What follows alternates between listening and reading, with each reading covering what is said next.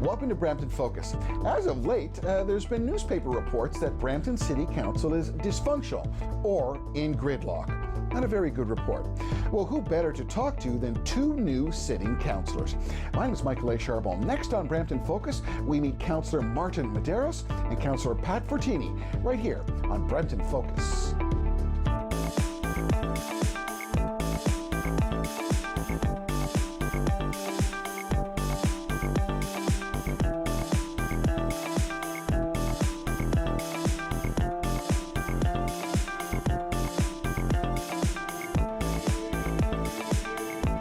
And welcome back to Brampton Focus. You know, when you talk about a council, you got to talk to the councillors.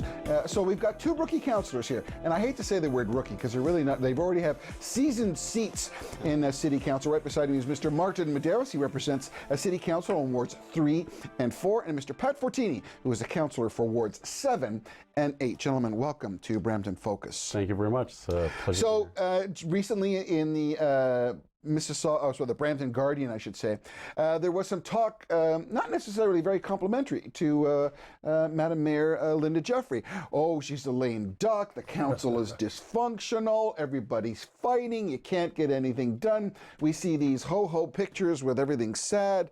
You guys are in the forefront of this. I mean, if you're not part of the discussion at the table, you become part of the menu, as one would say. Give us a little bit of an appraisal of where we're at in City Council. Is it dysfunctional?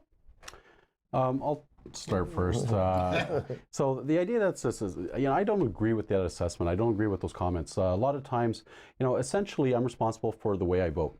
Each councillor is responsible for the way they vote. If the illusion is the fact that we should be voting as a block, that would show that we're working together. Ultimately, you have to run on your record. So when I make my decisions what I think is the best decisions for my residents and the best decisions for the city of Brampton.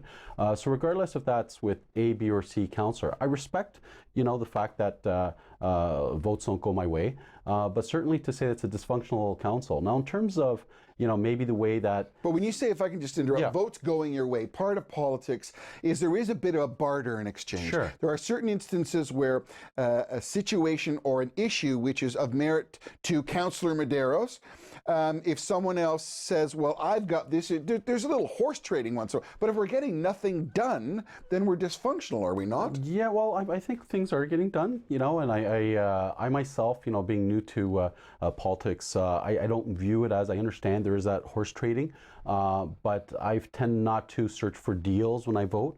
I do try to build consensus. I do try to push my issue forth. I do try to meet with councillors and explain this is what I'm proposing or this is the way I'm voting. Okay. So I'll go to you, Mr. Fortini. I want to give him a chance. What's your appraisal of council and its functionality? I disagree, and I agree with Martin, the Councillor Medeiros here. Everything you read in the paper, a lot of times they exaggerate, but there's a lot of things where we have to go in private, in camera. There's a lot of discussions there that a lot of the residents don't know. We worked on the LRT, and we unfortunately didn't go through. We'll get to the LRT. That's a wonderful little topic. We're working on the university. We got a bunch of the master plans going through. So we're actually, and they say, the mayor's this one, we're all part of that council, so we all should be blamed, not just one person. And a lot of times we disagree, but... so is it functional? You're getting work done? Now things are going to start to turn around. We're all new, and we came into there, and when it's been a year, and we're looking in the past, all the stuff fell behind. We had to put a 2% infrastructure tax, to recuperate the infrastructure. So, there was a lot of stuff there, and now the new city manager coming in. So, Councillor Fortini, you're a rookie. For all intents and purposes, you're new to the municipal political scene. What's your appraisal? Is this a process that works? Is this something that is to the best benefit of the people of Brampton, or do we have to start changing things to make things move a little faster? Well, I think things are going to start to change now that the new city manager is coming in. We got to remember, we've only been there just over a year. It's kind of a cloud at the first year. And I think now that we're getting into the things, and I think things are going to start to change right away. Councillor Medeiros, what's your perspective in your first year? Well, I will say that, we come into a situation, rookie councillors, dealing with some of the issues from the past, Southwest Quadrant, etc. So you're put into a position that as much as you want to look forward, you're constantly dealing with issues that happened before your time. And, you're put on, you have to make a decision based on the best information. I try to sort of model myself on making decisions which are informed decisions based on the information. I try to really make it in a dispassionate way. I don't use emotion on it, and I'm not big on the deals and bartering and so on. I understand that's how you get things done, but in terms of also getting to the mayor and being a lame duck, right. I'm not sure. The whole analogy of the lame duck is essentially one thing is bizarre about. I don't think it's fair. I'm just certainly. But I will just say that it's really bizarre in the way that our council system works, where the mayor has more votes than all of council put together, yet she's essentially one vote. So then, a block can arrive and the block can really drive the agenda. And so if this block essentially you're forced to sort of build that consensus, and that's where the danger becomes, because it almost becomes a tyranny of the majority. It becomes, a group of councillors. Some would say that there hasn't been any consensus. I'm going to take a comment that you just said about inheriting things. Sure. The mayor was quoted that automatic pay raises for councillors since 2006 have resulted in 58.2%, which is almost 5.8% each year. You guys weren't responsible for this. You inherited this. The mayor, Madam Mayor Jeffrey, part of her election platform was that she was going to reduce her pay. She reduced it by $50,000. When we look at many people in Brampton who are struggling just to meet groceries, is there something to be said for councillors getting an automatic 5.8% raise? I mean, how do you explain that to your constituents? We got about 2 minutes left. We did not support me and Al. You inherited it. We inherited it, and even the 7% they just received. We're taking less pay, and they're all complaining about the less pay. But at the end of the day, people got to look at the benefits, unemployment insurance. That's where it comes. So it's gonna cost over close to $500,000 in the next 3 years. Councillor Medeiros, just under a minute. Just very quickly. So when we came on, we took away the 1/3 tax. Because of the taking 1/3 tax, our gross pay went high. Rose, and then after we almost doubled our pension contributions. So essentially, the OMERS. So essentially, I voted, and Councillor Fortini, along with the mayor, and I believe another councillor, Councillor Dillon, we voted against it. We just thought that, we would take the pay cut now in this term, and then after next election, then we would go to the residents of Brampton and help them determine our salaries. So we've dealt with the pay. When we come back, we're going to just touch a little bit on the LRT, talk about what's coming up next, and the university. We're speaking to Martin Medeiros, councillor for Wards 3 and 4, and Mr. Pat Fortini, which is Wards 7 and 8. My name is Michael A. Charbon. You're watching Brampton Focus. We'll be back with lots more right after this.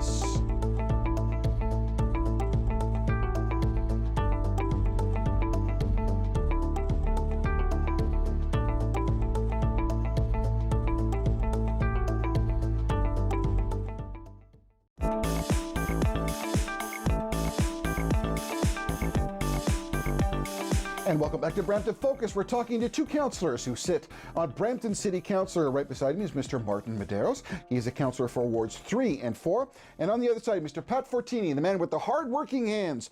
He's a city councillor for Wards 7 and 8. Gentlemen, one of the things that everybody talked about during the election, and is one of those topics that is in the forefront of the people of Brampton, is a university. Brampton's due. Brampton deserves that kind of an educational facility within the confines of their city regions. Even in the era of Susan Fennell, there was talk about a university. We have a blue ribbon committee. That seems to be the word that has been talked about. I'm going to go to you first, Mr. Fortini. Where are we at, and what's the feel within council of the university arriving in Brampton? I think we have a good chance. I just disagree that they'd like to put it downtown. I feel more, if we're going to do a university, I feel more than in a big area. We got to think for the future. I've always wanted to more of a project like Bramalea and maybe Steeles, where the old Canadian Tires is. You got sport fields. You got to do residence. I want a full-fledged university. If we're going to start going into one of these satellite things, Once we get that, that's where we're going to end up for many years. Councillor Medeiros, I know you're involved in one of the committees. You got a little closer pulse, if one would say, because your bum actually sits there and has to listen to all this. So give us the blue ribbon. It sounds like a special ham thing at Easter. The blue ribbon committee. What is it that's happening? Certainly, it's a privilege and an honor to be part of the blue ribbon panel under the leadership of former Premier Bill Davis. Yep. So certainly, isn't he the Honourable? The Honourable Bill Davis, Yes. well said. And the individuals that make up that blue ribbon panel from all different sectors of Brampton society. It's really an impressive group. Right now at the stage is, we've met, we meet on a constant basis, but right now we're waiting for a call for proposals from the province.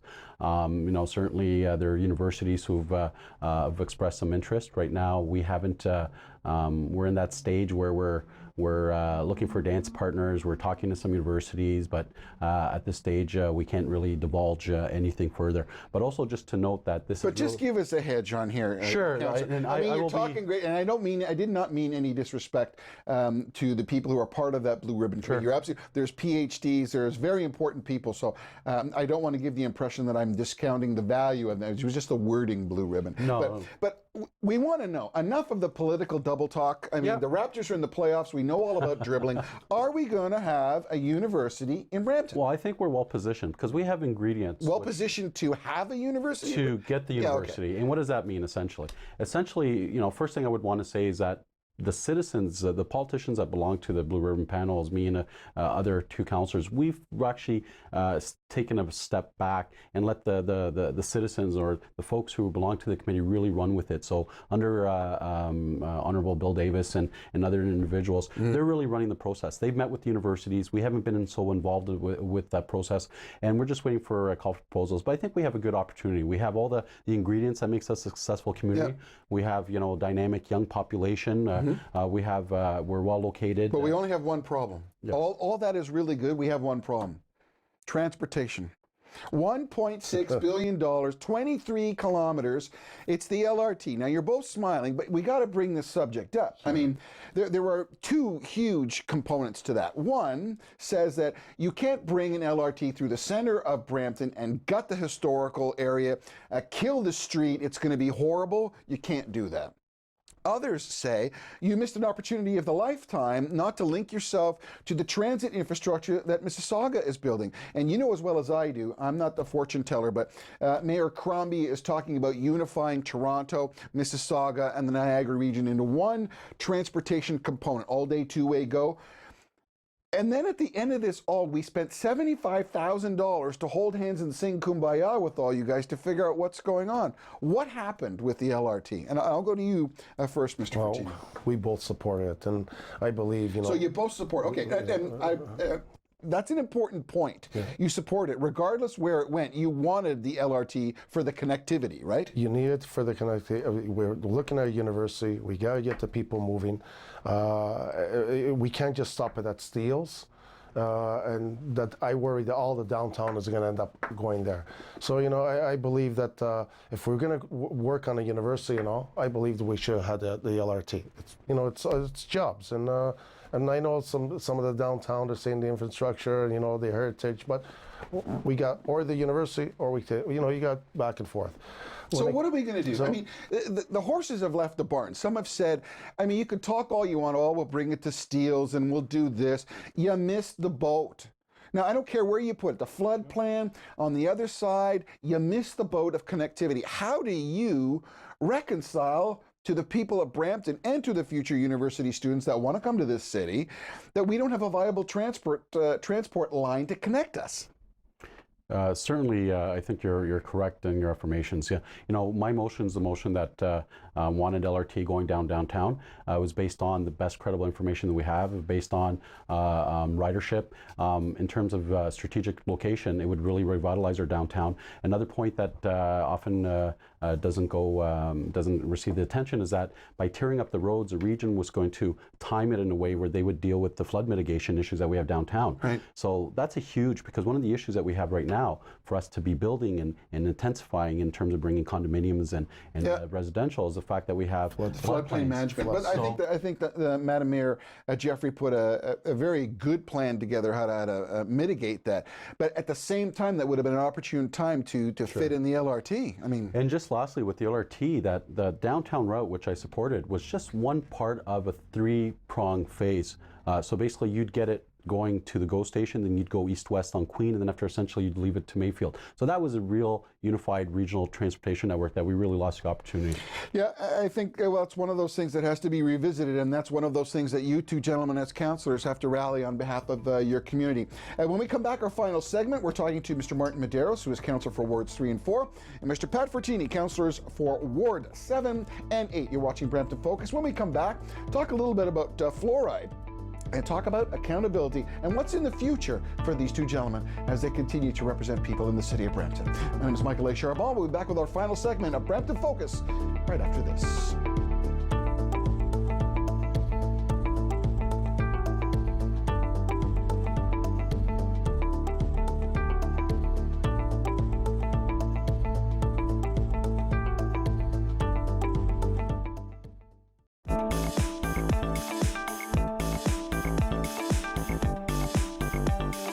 Welcome back to Brampton Focus, our final segment with our two councillors. They're not rookies anymore. If they can survive two segments with us here, they're seasoned politicians, joined by Mr. Martin Medeiros, who is the regional councillor for Wards 3 and 4. I have to correct myself because I called him a city councillor, and we don't want to get that confused. Regional councillor, Wards 3 and 4. And Mr. Pat Fortini, who is the city councillor for Wards 7 and 8. So in our final segment, I wanted to talk about something which, for some people, is a passion. For others, it is an injustice to the responsibility that politicians have in utilizing our money. And I'm talking about the Brampton Beast. Listen, I'm a hockey fan. I'm a Canadian. I've been to a bunch of games, and I appreciate the quality of entertainment that they supply, but they came to the city of Brampton, and they were looking for $1.5 million of taxpayers' money to make sure that they stay. Mr. Fortini, you were one of the people who voted in favor of that. Quite a contentious issue, and I figured, what a way to end our segment to talk about that. Well, I did support it. I believe it's called city building. I had about 140 emails and many calls. People, please support the Beast. Please don't support the Beast. So when you look at the report, I figured, we got all facilities that we have in Brampton. There's not one that we make money. It's an attraction. Then we have also the Powerade Center that we have a lease until 2031, which we're responsible to maintain all the bills, repairs, and all. What are we going to do with this building? So at the end of the day, we didn't give them 1.5 all at once. We give them $500,000 per year within 3 years. And if they do well, it's well for everyone. And they're doing a lot of things for the community and the schools. And I felt, let's give them a chance. And if they could lose money, why not help them out? Okay, Mr. Medeiros, you have a counter position. Yes, I voted against it. I was very vocal against the position. Nothing against the Brampton Beast. I wish them all the success, as I would wish any professional endeavor in a professional sports team. I just think at a time when we're juggling our budget, when we're reducing facilities, we're reducing support for community groups, how can I justify to community groups that we're going to go support money to a professional organization where the owner is not even from Brampton, lives outside of Brampton. But that's a red herring. So, that's a red herring. It doesn't matter. You can live in Oakville as far as you can. It's all about supplying an entertainment value. But essentially, my point is with Brampton Beast, how long will they be around? Are they going to, they keep telling us, they keep reassuring us that they will be sticking around, but we'll see in a couple years if they're still around. But essentially, it wasn't about that. It could be soccer, it could be kabaddi, it could be any sport. The taxpayers' dollars, especially when we're trying to maintain a state of repair at facilities. All right. So that really impacts negatively our community. Two views. I mean, some would say the $500,000 a year could be better spent on services for the people who pay the taxes. Others would say, and rightfully so in their opinion, that the Brampton Beast supplies an entertainment value for people and sustains the Powerade Center. That's probably the more a poignant example, because we're on the hook, the people of Brampton are on the hook. So you might as well make sure you got a paying tenant. So Let's move on to the final topic of our discussion. Madam Mayor Bonnie Crombie made a statement a little while ago saying that Mississauga is considering leaving the region of Peel, which would basically leave Brampton and Caledon on their own and Mississauga on their own. For many years, one would say that Brampton was helping to pay for the development of Mississauga, and now with Mississauga reaching its level of saturation, it's time for Brampton to take a little bit back. Two sides to this. It's time for Brampton to have its own autonomy and to, yes, leave the region of Peel. And the second position is that they should still be part of it. Mississauga shouldn't leave because Brampton's losing. Where do you sit in that discussion? So I think Council is unified in the fact that it's really unfair that the City of Mississauga really raises this issue during a time where we're doing facilitation. I'm not against the municipality doing their due diligence to see what benefits their taxpayers, but certainly when we're right now in a process where the City of Brampton is trying to get all their councillors represented at the region, which is basically representation by population, it really undermines our facilitation process. What does it basically say? Basically, Mississauga, if they don't get their way during this facilitation, start threatening that they will be, leaving the region. Pat, what do you say to that? Well, I gotta agree. A part of our property tax, 38% goes to the region. Until now, a lot of money has been spent in Mississauga in the past, and we fell a little bit behind. If they do separate, what are we going to do with Caledon? And Mississauga, yeah, they'll move on their way, but because now that we all want to go to region, because we might have a little bit of majority and a little bit of pull. Until now, Brampton didn't have no say really. So the read from me on both of you is basically that this is a wrong position. So are you both going to fight for Mississauga to stay within? I mean, it's kind of like if you're going out with a girl and she doesn't want to go to dinner and you're forced her to dinner, you're going to have a really lousy meal.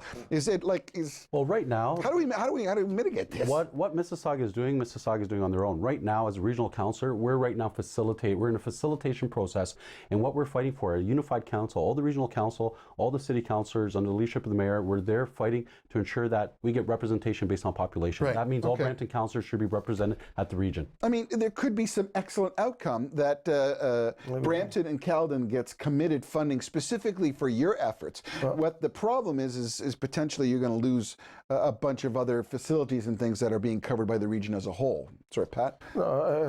We'll be stuck. I don't mind. Like, if they're going to separate, I believe, like, we got the Peel Police, we got a lot of expenses, which our city will not be able to handle. Yeah. So if most of the facilities, like low-income housing or Peel Police, or maybe even the fire, that will take over the province, then we can manage. Other than that, we need them at the table. And okay, with about a minute left, I'm going to give you a moment here, Councillor, Regional Councillor Medeiros, wards 3 and 4. Is there something you want to say to the folks at home? Objectives or things that you want to get accomplished with regards to your position on council? Well, certainly I will continue to work for transparency and accountability at the City of Brampton. I want decision making to always reflect, best information, informed decisions, and really principled and what's ultimately for the best for the City of Brampton. I think part of that is really promoting Brampton to attract investment, and that's really what we have to do is really raise our employment lands to ensure that we're reducing the tax burden on the residential property tax. And I want to give Pat a chance here. You're good. You come up for air though. Go ahead, Pat. No, I agree. When we go back, I want to talk about the Brampton Beast for 1 second. We're giving these guys money, but which is a city building. If we're going to look at really money where it's spent, let's look at the Sunshine List from 313 people at $31 million to jump to 428 and spend $52 million. So money gets thrown out the back door that people don't see. Pat Fortini, City Councillor, Wards 7 and 8, thank you for being here. Martin Medeiros, Regional Councillor, Wards 3 and 4. You're watching Brampton Focus. Appreciate your comments on our website and join us again. My name is Michael A. Charbon. It's been a pleasure. We'll see you again soon.